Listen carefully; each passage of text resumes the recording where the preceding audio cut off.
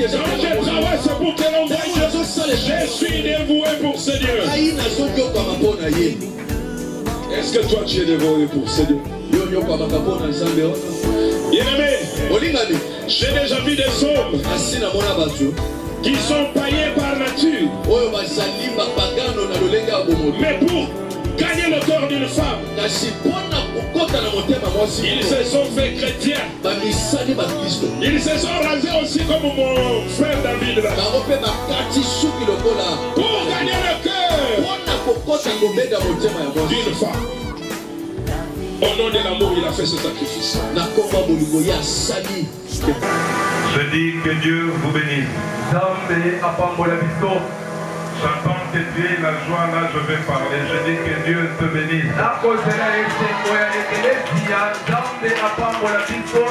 dis encore que Dieu vous bénisse.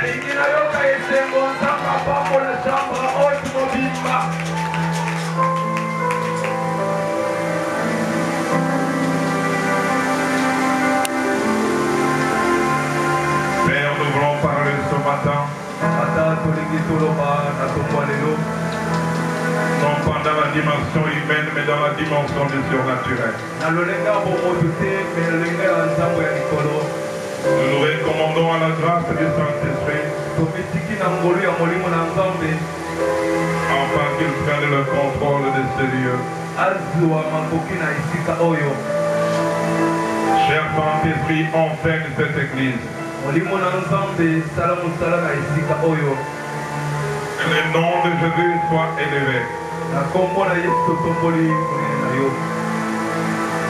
Que le monde des ténèbres n'ait pas de place. Saint-Esprit, répand ton feu dans la salle. Répand ton feu dans cette assemblée. Donne à l'église une oreille attentive. Afin qu'ils écoutent comme des disciples. Et que le nom de Dieu soit ainsi glorifié. Au nom de Jésus-Christ. Amen. Amen. Est-ce que vous êtes la mokonzi maboko makasi te? Ete la mokonzi maboko na esengo nyonso.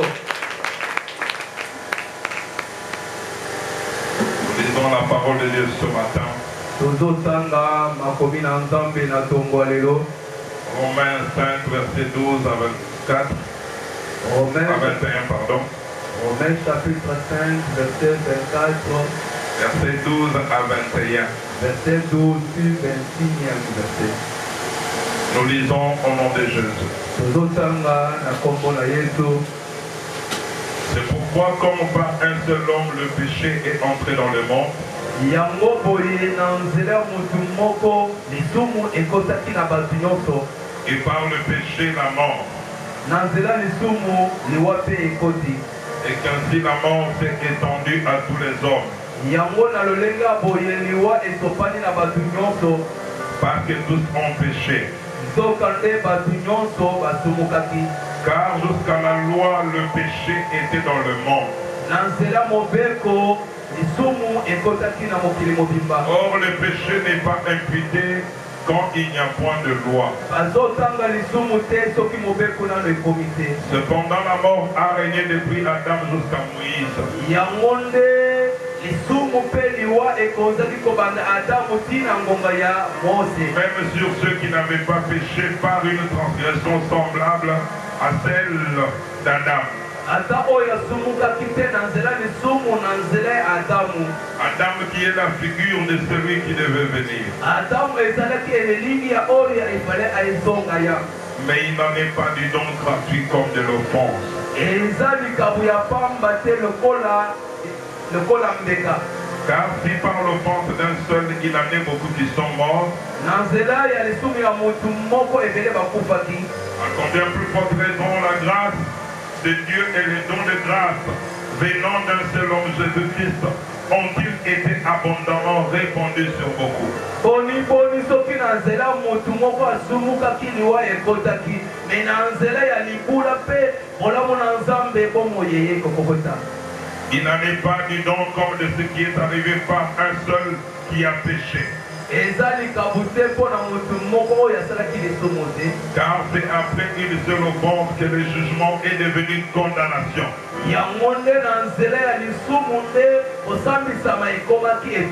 Que le don gratuit devient justification après plusieurs offenses. Si par l'offense d'un seul la mort a régné par lui seul, à plus forte raison ceux qui reçoivent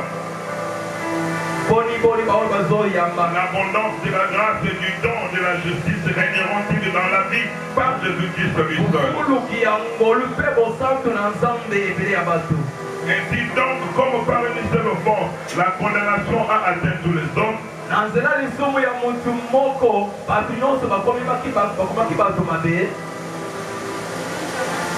de même par un seul acte de justice, la justification qui donnera, qui donne la vie s'étend à tous les hommes. Je pensais que tu dirais Amen. Car comme par le péché, la désobéissance d'un seul homme, beaucoup ont été rendus pécheurs. De même par l'obéissance d'un seul, beaucoup seront rendus justes.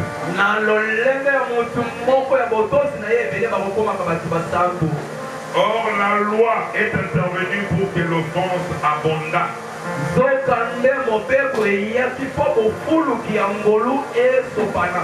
Mais là où le péché a abondé, la grâce a surabondé.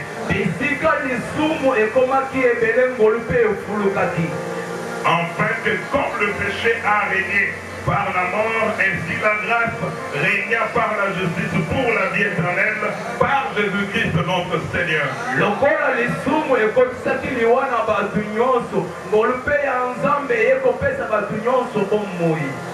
Amen.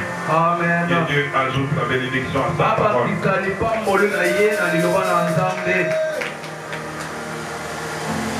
Amen. Alléluia. Mettez-moi tous les temps. J'en ai voilà. 10 ans,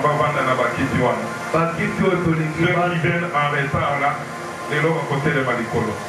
Ceux qui vont placer dans la Bakiti, ils passeront leur culte debout. Et les bennes, c'est deux bandes pour là. Et les autres, au bandes.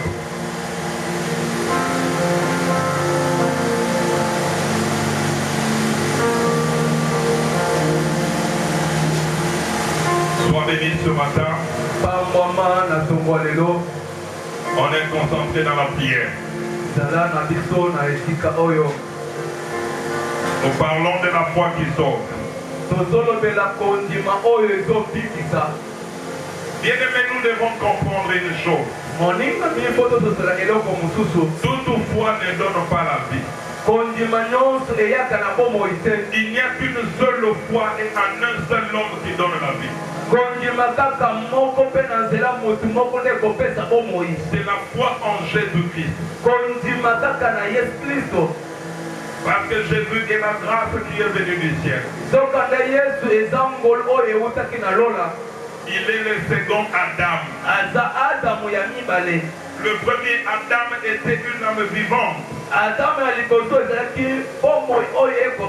Mais le second Adam était un esprit vivifiant. Le premier Adam ne pouvait pas donner la vie, mais le second Adam, il lui donne la vie. Quiconque croit en Jésus ne meurt pas, il a la vie éternelle. Celui qui croit au Seigneur Jésus, il est sauvé, et lui et même sa famille. Il est dit, crois au Seigneur Jésus, tu seras sauvé, toi et toute ta famille.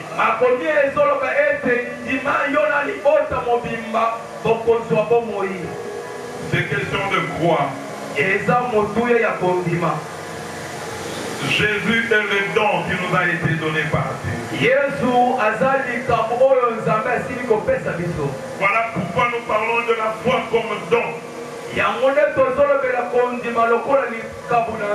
nous est donné au travers de Jésus. Ce n'est pas par les œuvres afin que quelqu'un se glorifie. Non, parce que moi je donne ma Bible, je serai sauvé. Non. C'est une grâce qui nous vient de Dieu.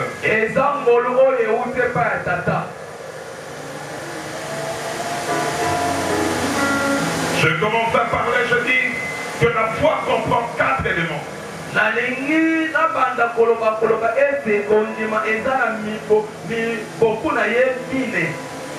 Si tu vois quelqu'un qui dort pendant que je prêche, sache bien qu'il est parmi les gens qui combattent cette église.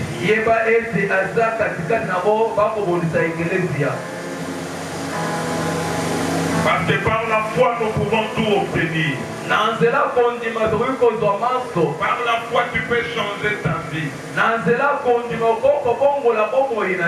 la foi, tu peux changer la vie même de ton entourage. Alors, comment nous parlons de la foi, toi tu dors?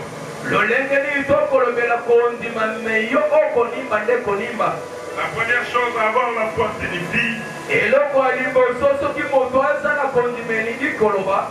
croire fermement au Christ crucifié et ressuscité et avoir la confiance en lui.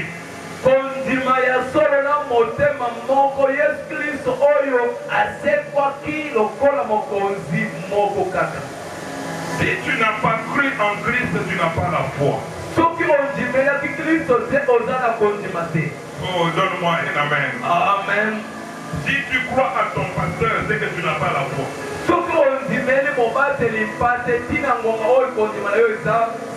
La Bible ne nous dit pas de croire aux hommes de Dieu. La Bible dit confiez-vous à mes serviteurs.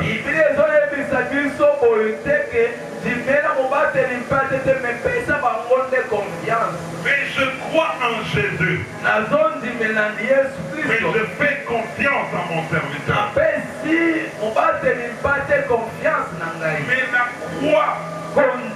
la croyance, elle est donnée lorsqu'on accepte Jésus-Christ comme Seigneur et Sauveur. C'est ça le début de la foi. Croire en Jésus seul. Pas en une autre personne. Pas croire en Branham. Pas croire en Kimbangu.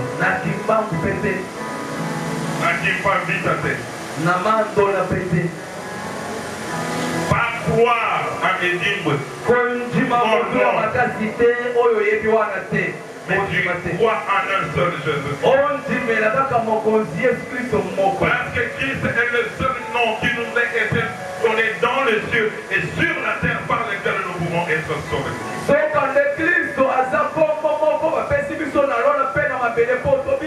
Croire en Jésus-Christ, cela veut dire c'est expérimenter une relation d'intimité personnelle avec lui.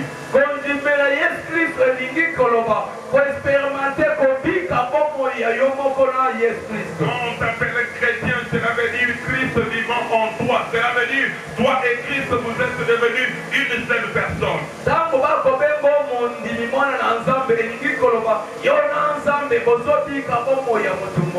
Vous avez une seule vie. La vie qui est en Christ. C'est la même vie qui est en toi. Voilà pourquoi Paul pouvait dire si maintenant je vis, ce n'est pas moi qui vis, c'est Christ qui vit en moi. La relation avec Christ est une relation d'amour et de confiance.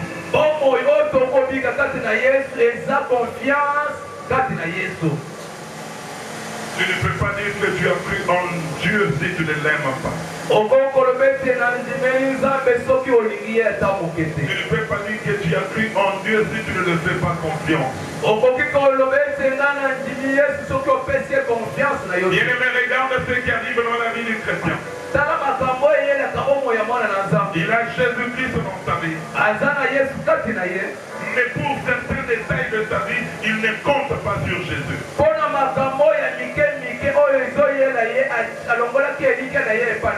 Moi, je compte sur Jésus dans tous les domaines de ma vie. Mon ministère, c'est lui. Mon travail, c'est lui. Mes enfants, c'est lui. Ma femme, c'est lui.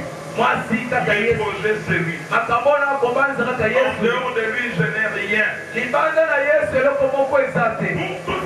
Dans ma vie, je ne compte ni sur ma famille, ni sur les amis, ni sur le frère. Je compte premièrement sur lui.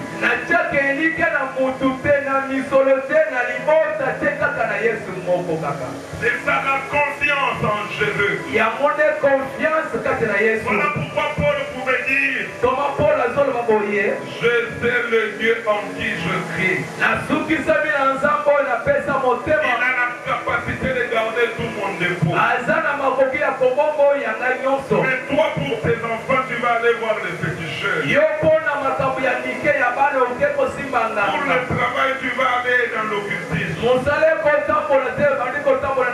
Et tu dis: tu as fait confiance en Dieu. Écoutez-moi, bien-aimé. L'homme qui a la confiance en Dieu n'est pas agité. Malgré les vents peuvent s'élever. Mais il a confiance que son Dieu est capable. Écoutez-moi, bien-aimé. La définition que vous aimez toujours, la foi est une ferme assurance, une démonstration des choses. Écoutez-moi, bien-aimé. L'homme qui a la foi, même s'il n'a pas vu, il sait que même s'il ne sait pas qu'autant d'années, il verra. Parce qu'il a confiance. Oh, voilà pourquoi la Bible dit: celui qui ne reçoit pas le royaume de Dieu comme un enfant n'y entrera pas. Pourquoi les enfants? Un enfant ne peut pas croire qu'il y a quelqu'un qui soit plus fort que son papa. Un enfant dans sa tête, il ne croit pas que son père peut manquer d'argent. Il connaît que son père va le nourrir. Il a confiance que son père est capable de battre tout le monde qui le menace. C'est ça la foi. Tu n'as pas la foi de ce genre. Pour avoir confiance que le Dieu en qui j'ai cru est capable de tout faire.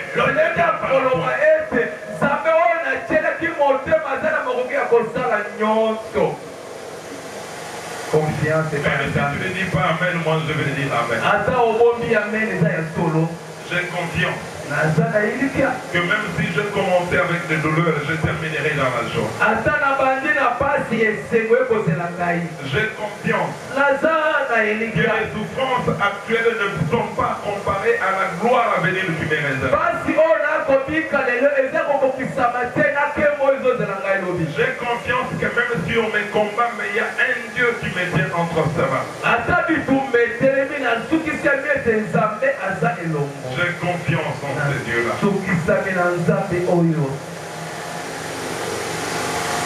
L'homme qui a la foi, qui a cru fermement à Dieu, il doit croire de tout son cœur. Je dis bien de tout son cœur. Pas une partie blanche, une partie noire, non, tout son cœur. Et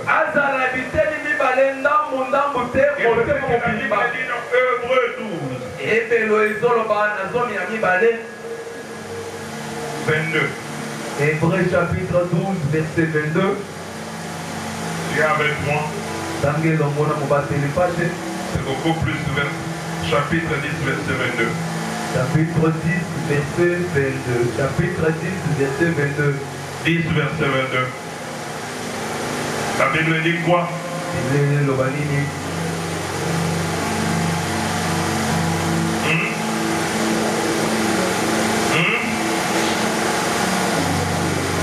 Approchons-nous avec un cœur sincère. Dans la plénitude de la foi, le cœur purifié d'une mauvaise conscience. Et le corps lavé d'une eau pure. Un cœur sincère. Même quand vous êtes venus, il y a des gens qui ne sont même pas sincères avec leur pasteur. Il y a des gens qui sont venus bazar sincères dans mon baptême. Si tu n'es pas sincère avec ton pasteur, comment tu seras sincère avec Dieu?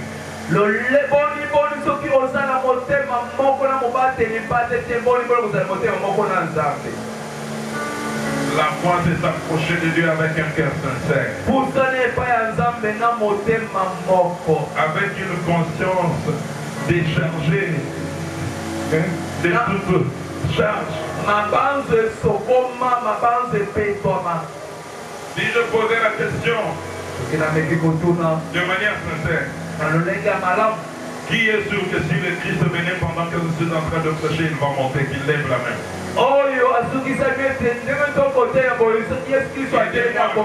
Mes yeux ne voient pas bien. Aidez-moi, j'ai besoin de voir. Qui est sûr qu'il lève la main? Tout ce temps qu'on a prêché. Que Dieu vous bénisse. Or la Bible dit, si le Fils de l'homme viendra, trouvera-t-il la foi?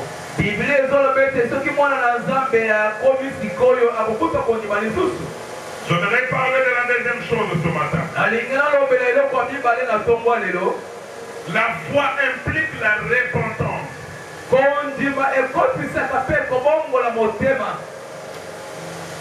La foi implique la repentance.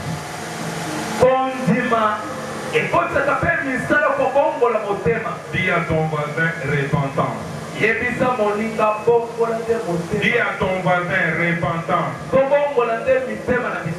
Dis à ton voisin repentance. Bien-aimé, écoute-moi.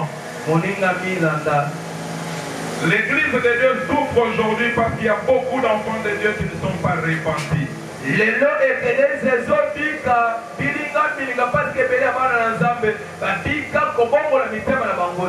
plupart des enfants de Dieu qui vont à l'église, ils ont cru au Seigneur mais ils ne sont pas repentis.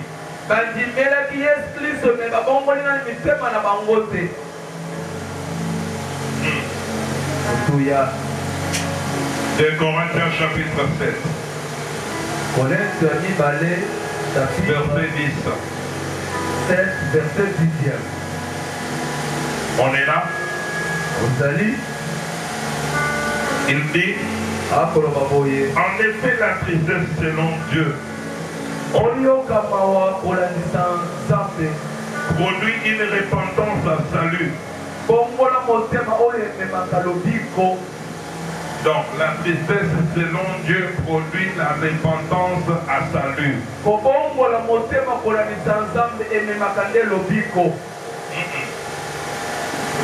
La repentance, la tristesse selon Dieu produit une repentance à salut. C'est ça.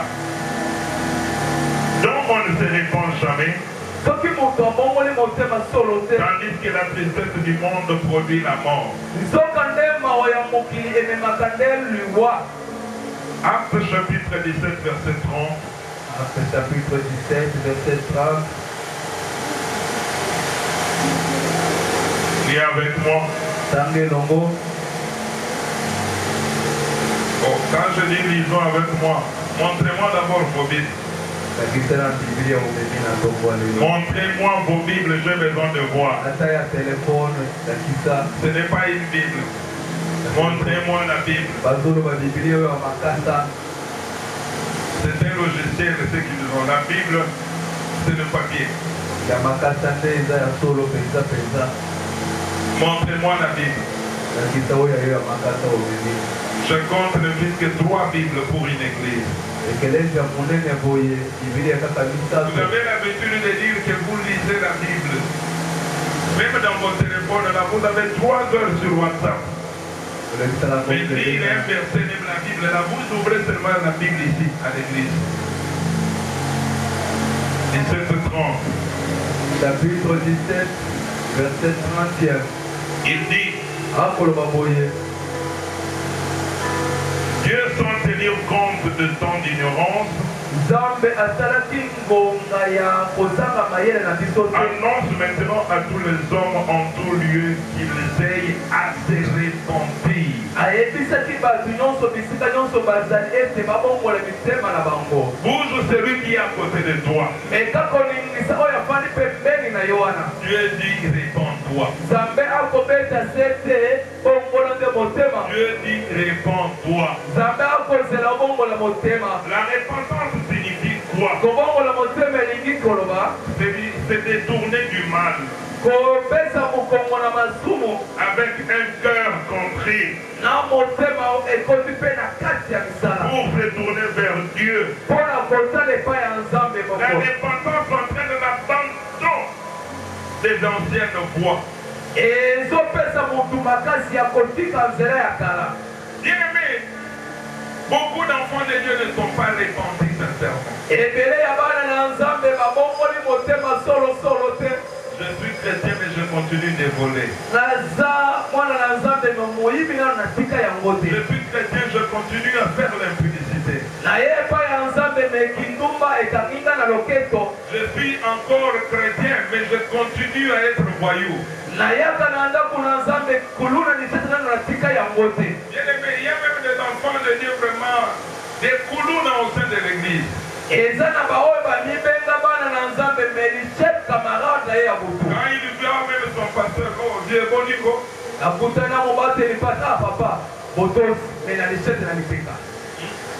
Oh, le sako vient, le sako. Opère na biso o mobateli pate aveni na biso me lichete okotika te mpo na nini.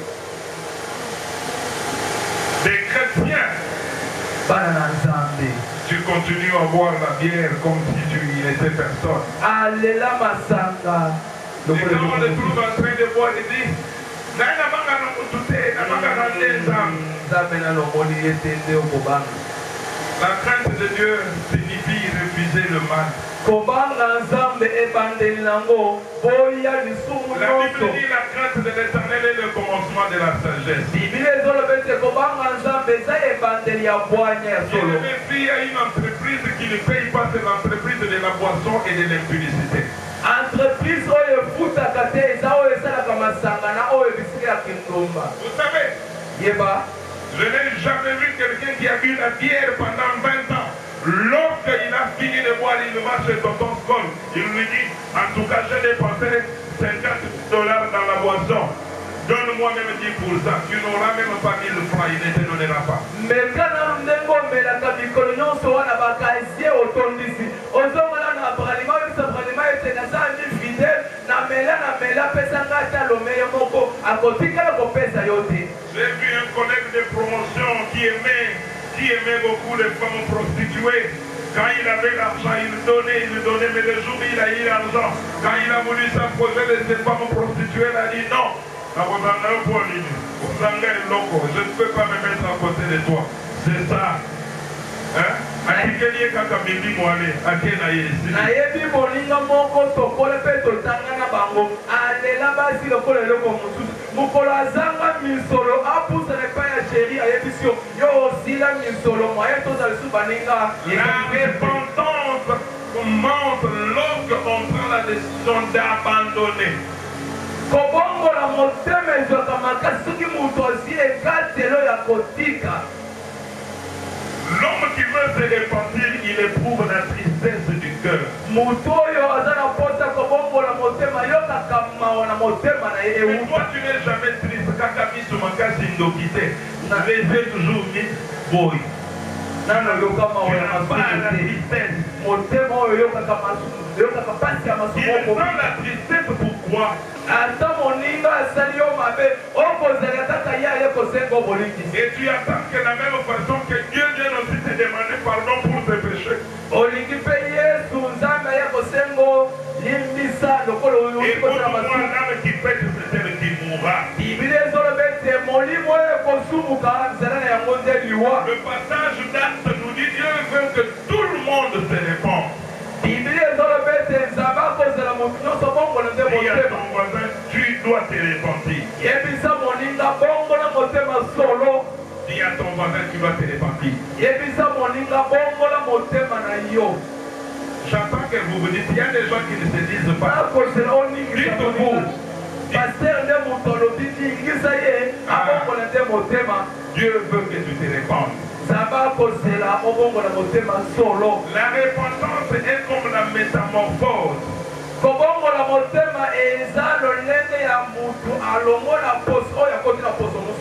Oui, c'est comme une mue. Le serpent, quand il est déjà vieux, il fait quoi? Il mue. Il sort et il reçoit la peau neuve. Nyoka soki akomi ya kala akolongola poso ya kala akomi na poso ya sika po la Bible dit si quelqu'un est en Christ, il est une nouvelle créature. Les choses anciennes sont passées. Toutes choses est devenue nouvelle. Bien aimé, les choses nouvelles, on les obtient lorsqu'on abandonne d'abord les anciens. Mais toi, tu ne veux pas abandonner. Comment tu vas voir les choses nouvelles?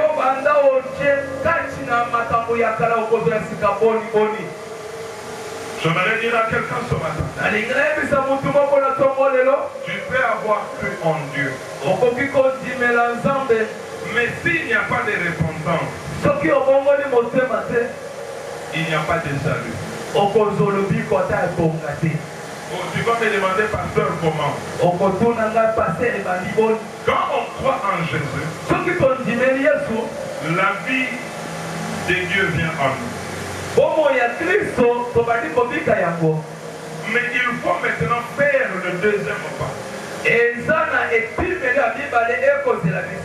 Faire maintenant la repentance pour abandonner le péché. Même si Jésus est en toi, mais que tu n'as pas abandonné le péché, Jésus ne te sauvera pas.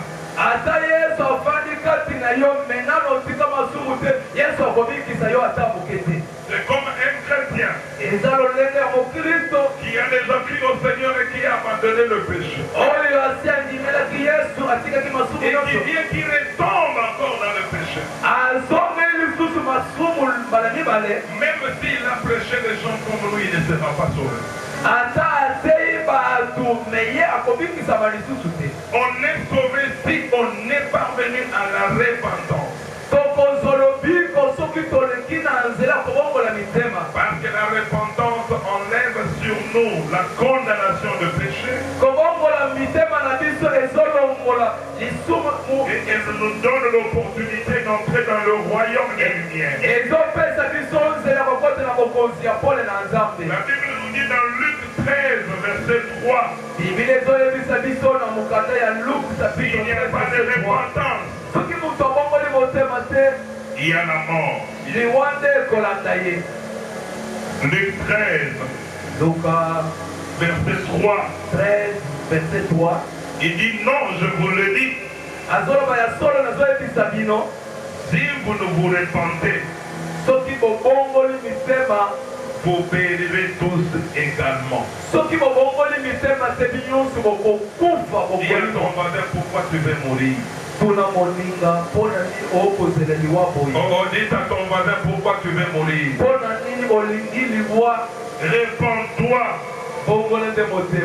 Tu dois te repentir. Parce que la repentance, c'est elle qui nous ouvre la voie au vrai salut. C'est elle qui témoigne vraiment que nous sommes enfants de Dieu.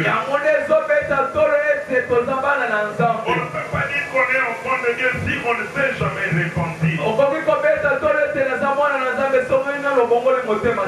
Écoutez comment la Bible dit dans Actes chapitre 2. Yoka Bible ezoloba na Misala chapitre 2 Verset 37 à 39. verset 37 à 39. Il dit après avoir entendu ces discours, Sima ya koyoka malakisi oyo ils eurent le cœur vivement touché. mitema na bango esimbami makasi. Il dit à Pierre et aux autres apôtres, bayebisaki bantoma na Petelo ete ô frères, que ferons-nous? bandeko na biso botei malamu biso tokoki kosala nini? Pierre leur dit, Petelo apesi bango maloba repentez-vous bobongola nde mitema na et bino que chacun de vous soit baptisé au nom de Jésus-Christ pour le pardon de vos péchés. moko na moko aleka na mai ya batisimo mpo na bolimbisa masumu na Et ye. vous recevrez le don du Saint-Esprit. bokozwa lobiko ya molimo na nzambe Car la promesse est pour vous. soka nde bilaka eza mpe mpo na bino Et elle est lisusu aussi pour vos enfants. ekozala mpe bana na bino. Et pour tous ceux qui croiront, au loin aussi en un grand nombre que le Seigneur notre Dieu les appellera. mpo na bato nyonso bakoyoka sango malamu oyo ata na mosika ata na ekeke oyoka ya nsima na bino. Je ne sais pas si vous comprenez ces choses. nayebi te soki bokososela maloba oyo Quand on se répand, soki moto abongoli motema après avoir pris en cheveux, nsima ya kondimela yesu nous recevons le don du Saint-Esprit tozozwa lobiko ya molimo na nzambe comme gage de notre rédemption. lokola libulu ya kobongola C'est mitema na biso. alors qu'on devient héritier des promesses de Dieu. yango nde ezopesa biso nzela tokoma Bien-aimé, tu ne peux pas devenir héritier des promesses de Dieu sans repentance. okoki kozwa bilaka na nzambe soki obongoli motema na yo te. Voilà pourquoi tu manques de choses. yango nde ezozangisa biloko ya motuya Parce que tu n'es pas conforme, digne d'être appelé héritier. obongisani babenga yo mwana ya ndako Tu héritier ya biloko na deviens nzambe. héritier lorsque tu t'es repenti. okozala héritier soki obongoli motema na yo. Écoutez comment la Bible dit. yoka nde biblia ezoloba Dans Matthieu 3, verset 2, Matayo chapitre 3e verset 2. la Bible dit qu'il disait, abandaki koloba boye répentez-vous, bobongola mitema na bino car le royaume de Dieu est proche. soki nde bokonzi na nzambe eza pembeni. Une façon de dire à l'église, alolenga koyebisa ekelesi ete quand tu ne te réponds pas, soki obongoli motema le solo te royaume de Dieu n'est pas pour toi. bokonzi na nzambe eza Une eyo te. façon de dire ceux qui entreront dans le royaume, lolenga koloba babe okota na bokonzi na il n'y a nzambe que ceux qui seront repentis. kaka bao bakobongola mitema. Mais tu peux faire semblant. okoki kobeta kara Le royaume de Dieu est proche. bokonzi na nzambe eza na Le royaume ekuke de Dieu est déjà parmi nous. eza katikati na biso. Ceux qui entreront dans le royaume, bao bakokota na bokonzi il na n'y a nzambe que ceux qui seront repentis. kaka bao bakobongola mitema solo Ceux qui écoutent la parole pour ne pas la mettre en pratique. kaka bao bakoyoka liloba nzambe Ceux qui se répandent. baoyo bakosalela yango. La repentance, kobongola motema solo c'est faire demi-tour. kopesa mokongo Faire demi-tour. kobaluka kopesa nde mokongo. demi-tour en français. Hein? Demi-tour. Dis à ton voisin, fais demi-tour. Ebisa ye demi-tour en français. Demi-tour, demi-tour. Sala demi-tour Bien papa. aimé, si tu ne fais pas de demi-tour, Maman soki ozali demi-tour te tu elenge n'entreras pas. okokota ata pembeni te. Pourquoi la précipitation vers le péché? mpona nini ozokoma mbangu na Pourquoi tu lisusu? continues toujours à aller tout droit vers l'enfer? mpona nini olingi okota na lifelo na Pourquoi pete? tu continues à avancer? mpona nini ozokelela lombangu boye? Fais d'abord demi-tour. betana demi-tour ya Regarde d'où tu viens. tala bisika Regarde outi où tu vas. tala bisika okokende. Est-ce que tu es près du royaume? eske bokonzi na nzambe eza pembeni na Je yo? me pose la question, est-ce que tu es près du royaume? tunana eske oza pembeni ya bokonzi ya tata? Oh, je demande à Divine, est-ce que tu es près du royaume? nazosenga mama na papa oza pembeni ya bokonzi na Je nzambe? demande à Meshach, est-ce que tu es près du royaume? teleme eske oza pembeni ya Je bokonzi na demande nzambe? à Astrid, est-ce que tu es près du royaume? tokobenga bakobasali ya Je nzambe oza demande à pembeni. Roméline, est-ce que tu es près du royaume? nazotuna ekelesi oza pembeni ya bokonzi na Et je nzambe? me demande à moi-même, est-ce que je suis près du na royaume? mutu nakolimbola eza pembeni ya bokonzi na nzambe? mutuna kozala pembeni ya bokonzi na nzambe. Bien-aimé, répondons. kobongola motema solo. L'homme qui se répand, il regrette du mal qu'il a fait à Dieu. mutu oyo azobongola motema azoyoka mpasi nango nyonso Mais toi, tu asalaki n'as pas de regret pour le péché que tu as. esalaka yo mpasi te na masumu okobika motu. moi. Non, c'est un Dieu de grâce. On l'a dit, c'est la message de la massou. On ne roule pas la grâce de Dieu au pied. Cela entraîne ce détourner des mauvais chemins. Pour retourner vers Christ. La repentance entraîne le changement de maître.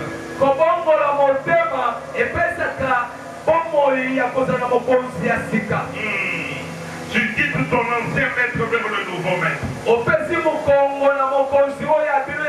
Tu quittes le royaume des ténèbres vers le royaume des lumières.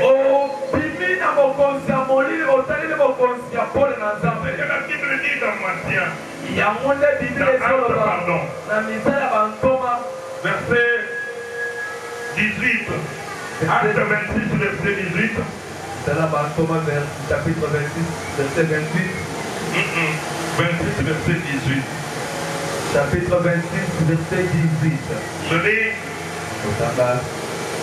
Afin que tu leur ouvres les yeux. Qu'ils passent des ténèbres à la lumière. Qu'ils partent de la puissance de Satan à Dieu. Pour qu'ils reçoivent par la foi en moi le pardon de péché. Et qu'ils reçoivent l'héritage avec les sanctifiés. Écoute-moi bien-aimé, il n'y a que la repentance qui va t'enlever du royaume des ténèbres vers le royaume des lumières. Il n'y a que la repentance qui va faire de toi héritier des promesses. Demande à ton voisin, si le Christ venait aujourd'hui, tu vas hériter quoi? Oh, si le Christ t'enlève aujourd'hui, tu vas hériter quoi?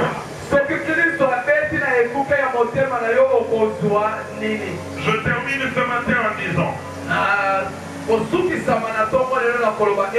la repentance exige le retour vers Christ.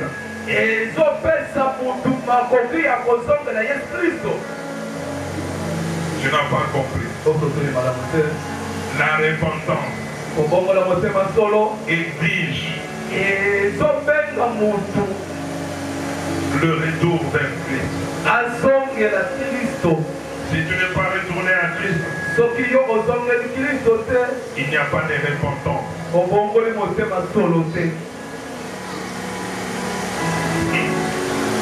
1 Pierre chapitre 2 verset 25. 1 Pierre chapitre 2 verset 25. La Bible dit, faites comme des brebis errantes. Mais maintenant vous êtes retournés vers le pasteur et les gardiens de vos âmes.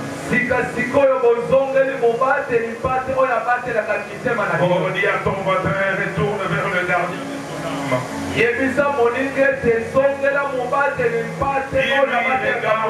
Retourne vers le gardien de ton âme. Lui retourne vers Jésus-Christ. Bien-aimé, abandonne tes mauvaises voies et retourne vers Christ. Tu ne peux pas dire que tu as la foi, mais si tu continues dans ton égarement.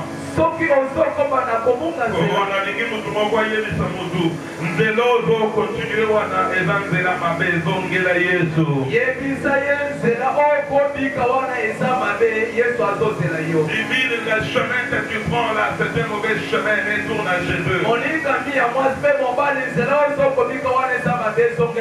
Ma soeur et mon frère, le chemin que tu prends là est mauvais, retourne à Christ.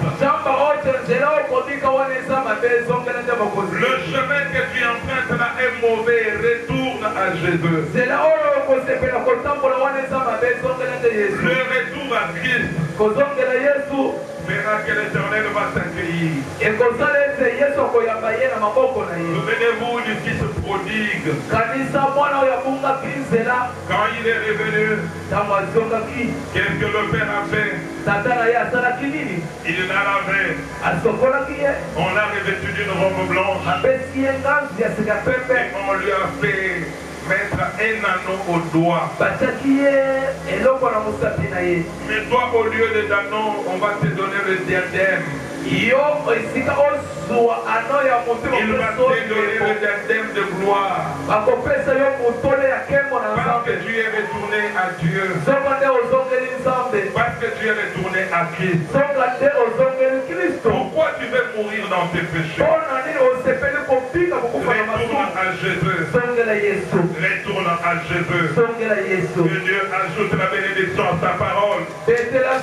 On t'incline dans la prière. J'ai besoin que tu dises à Dieu, Seigneur, ce matin, je me réponds. Je prends la décision d'abandonner tous les péchés qui ont dominé dans ma vie jusqu'à maintenant. Je m'abandonne entre tes mains, Seigneur. Amène-moi, Seigneur, là où tu veux. J'ai besoin que tu sois mon maître. Que le péché ne domine pas dans ma vie. Élève ta voix, commence à prier. Élève ta voix, commence à prier. Élève ta voix, commence à prier. Élève ta voix, commence à prier.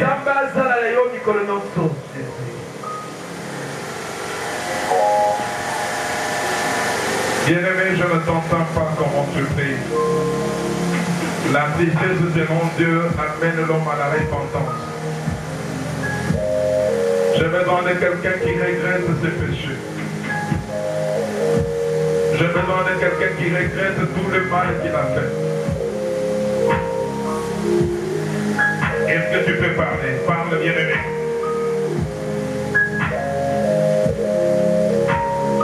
Bien-aimé, parle. Bien-aimé, parle.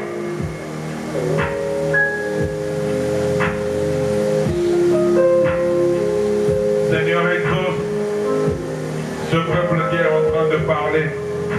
Que tous ceux qui parlent, qui confessent leurs péchés,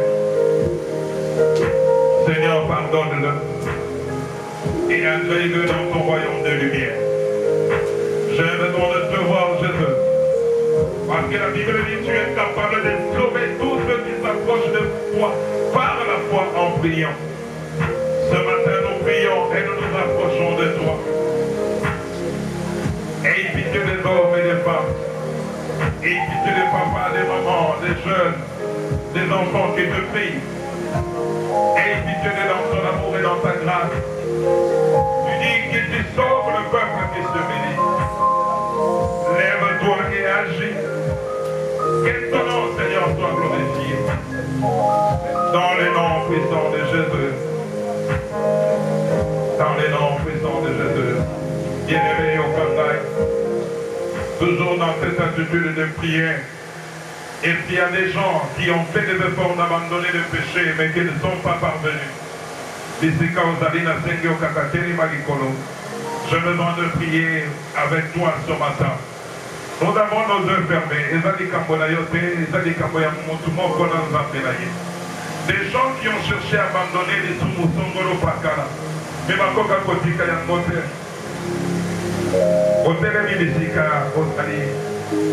Que Dieu vous bénisse, mes frères et sœurs. N'ayez pas honte. Il est le Dieu qui est capable de vous sauver. J'attends, toi qui hésites encore, mets-toi debout. Je vais donner maintenant la prière. Éternel notre Dieu, ils n'ont pas eu honte des hommes, mais ils ont donné gloire à ton Seigneur. Éternel notre Dieu, tu as dit, Seigneur, les péchés ne doivent pas régner en nous. Cela veut dire que toi, tu devais nous donner la capacité d'être au-dessus du péché. Je demande la puissance par les Saint-Esprit de toucher le corps et le cœur de mes frères et sœurs qui sont debout, afin que là où le péché avait régné, que la vie de Jésus puisse régner. Là où le mal avait régné, que la vie de Jésus puisse régner.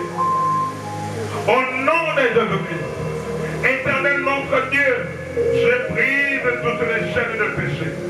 Qu'il y ait cette église, qu'il y ait mes frères et sœurs. Nandoro Mamignolo, et quoi au nom de Jésus-Christ. Nando briser ma chaîne de péché. Au nom de Jésus-Christ, je brise leurs yeux, je brise leurs oreilles, je brise leur cœur, je brise leurs pensées, afin qu'ils pensent comme toi, qu'ils voient comme toi, qu'ils écoutent comme toi. Ainsi dans le nom de Jésus-Christ, Seigneur, ne compte pas, Seigneur, leurs péchés. Parce que tu as dit, ceux à qui vous pardonnerez le péché sur cette terre, même le Dieu va leur pardonner. Qu'ils soient pardonnés dans le nom puissant de Jésus-Christ. Lève-toi et manifeste ton amour. Lève-toi et manifeste, Seigneur, ta grâce. Éternel notre Dieu, je veux qu'ils vivent l'amour, qu'ils vivent la visitation venant de toi. Saint-Esprit, maintenant accorde-leur la paix, qu'ils vivent la paix et qu'ils vivent la réconciliation avec toi, Seigneur, afin qu'un jour qu'ils puissent te voir devant ton royaume. Lève-toi, Seigneur, et agrée-le maintenant ce matin dans ton royaume, parce qu'ils se sont donnés à toi. Accepte-le tel qu'ils sont. Accepte-les tels qu'ils sont. Accepte-les tels qu'ils sont. Dans le nom puissant de Jésus-Christ, lève-toi, Seigneur, et que ton nom soit ici glorifié, dès maintenant et à jamais. Dans le nom puissant de Jésus-Christ, nous avons ainsi prié et nous disons Amen. Nous acclamons le Seigneur. Nous acclamons le Seigneur. C'est pour que l'on voit Dieu. Quand je m'habille, c'est pour que l'on voit Dieu. Quand je travaille, c'est pour que l'on voit Dieu. Je suis dévoué pour Seigneur. Est-ce que toi tu es dévoué pour Seigneur? Bien-aimé, j'ai déjà vu des hommes qui sont païens par nature. Mais pour gagner le cœur d'une femme, ils se sont fait chrétiens. Ils se sont rasés aussi comme mon frère David. Pour gagner le cœur d'une femme. Au nom de l'amour, il a fait ce sacrifice.